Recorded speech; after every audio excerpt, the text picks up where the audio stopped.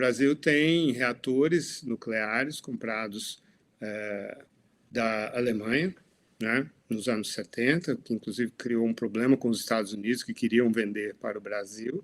Foi durante a ditadura militar, o Geisel era presidente, e como descendente de alemão, talvez por isso, em parte, ele escolheu a Alemanha. Então, a gente tem Angra 1, Angra 2, e acho que Angra 3 também. E a gente compra esse urânio enriquecido a 3,67% para geração de energia. E a Marinha Brasileira tem um programa de submarinos nucleares. Esse nuclear significa propelidos à energia nuclear, não significa que vai ter ogivas nucleares. E nesse programa, para que serve o submarino nuclear? É porque o submarino a diesel ele precisa emergir para receber oxigênio e voltar. Ele tem pouca autonomia. E um submarino serve para ficar escondido lá embaixo, não para ficar aparecendo toda hora lá em cima. Então, por isso, um submarino nuclear é muito melhor, tem muita autonomia e por isso ele é muito melhor como submarino. Mas o Brasil é membro do Tratado de Não Proliferação Nuclear, assim como a Argentina, e foi isso que, depois do fim das ditaduras nesses dois países, que propiciou o surgimento do Mercosul. Américo, você ia comentar algo?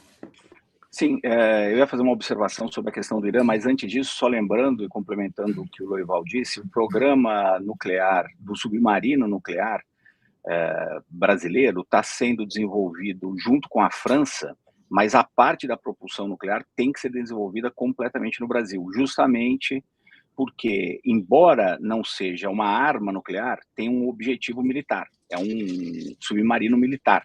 Então, a França não pode simplesmente passar para o Brasil aquela tecnologia e tem uma pressão enorme dos Estados Unidos com relação a isso, por dois motivos. Primeiro, que os Estados Unidos temem, em qualquer lugar, no Irã é um caso extremo, mas teme qualquer país que comece a desenvolver o uso por conta própria da energia nuclear, que ele possa eventualmente pensar em militarizar isso. Então, os Estados Unidos meio que querem funcionar ali com a polícia, eles querem funcionar com a polícia do mundo, anyway, especialmente nessa administração, mas especialmente nessa questão, que é uma questão relativamente delicada, de propulsão de um veículo militar. Mesmo que não seja uma bomba, eles têm preocupação ali de que o Brasil, ao desenvolver nacionalmente essa propulsão nuclear, possa eventualmente pensar um dia e fazer uma bomba nuclear. Mas, além disso, tem um interesse comercial fortíssimo, que era de vender esses submarinos, a tecnologia da fabricação dos submarinos para a Marinha Brasileira. E esse acordo acabou sendo feito com a França,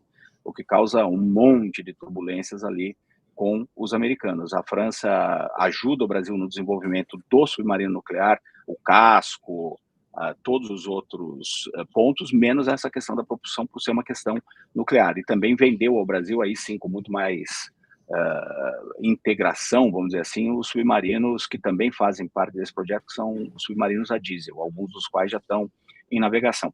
Mas falando sobre o Irã, que também é importante, basicamente, o grande ponto aqui, o ponto de inflexão, foi o Trump retirar os Estados Unidos daquele acordo feito pelo Obama em 2015, que ele vendia como o pior acordo do mundo, e que muita gente diz que ele basicamente achava isso porque foi um acordo feito pelo Obama, que é o grande rival político dele nos Estados Unidos, muito mais do que os efeitos daquele acordo.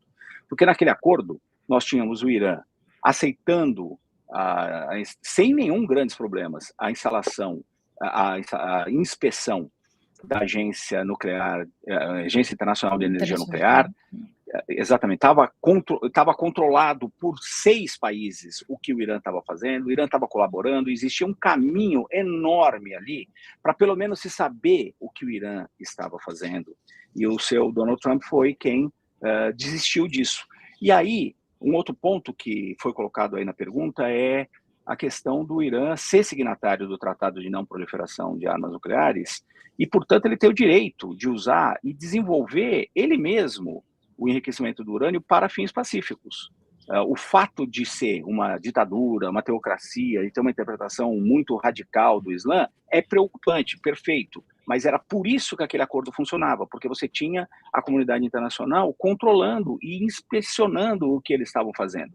Porque você não pode, de antemão, descartar que um país não possa desenvolver essa energia para fins pacíficos por causa do desejo de outros, porque senão você chega numa situação em que você tem um país que não é signatário do tratado, que desenvolveu armas nucleares ilegalmente, no final das contas, ou seja, sem nenhuma supervisão de ninguém, dizendo ao outro, na mesma região, que não pode ter aquelas armas. Então, qual é a legitimidade, no final das contas, de Israel ao bombardear o Irã por conta disso? Não pode ter bomba. Bem, Israel não assinou o tratado e desenvolveu suas próprias bombas. Então, não é de Israel que tem que vir esse tipo de preocupação, tem que vir dos outros países, e estava funcionando aquele acordo anteriormente com a ajuda de Estados Unidos, Alemanha, Rússia, China, França e Reino Unido. Ou seja, era um acordo que deveria ter sido mantido, deveria ter sido talvez fortalecido, e não o seu Trump simplesmente jogá-lo para fora. Posso só acrescentar uma coisa, Priscila? Só a informação. Claro. O Brasil enriquece o urânio dele a 3,67%, tem centrífugas super avançadas, que giram numa velocidade muito alta, com muito menos desgaste do que centrífugas de outros países. A Agência Internacional de Energia Atômica, com pressão americana, quis olhar essas centrífugas, o Brasil não permitiu. Foi feito um acordo, o Brasil colocou biombos, porque a agência precisa olhar quanto de urânio sai de resíduo e quanto de urânio enriquecido sai, quanto sobra. Então, os inspetores olham por baixo do biombo para ver se está sendo desviado algum urânio de lá.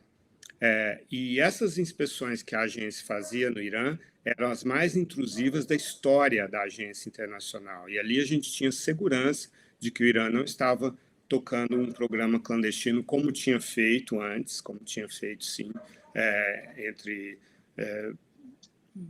provavelmente os anos 80 e até o início dos anos 2000.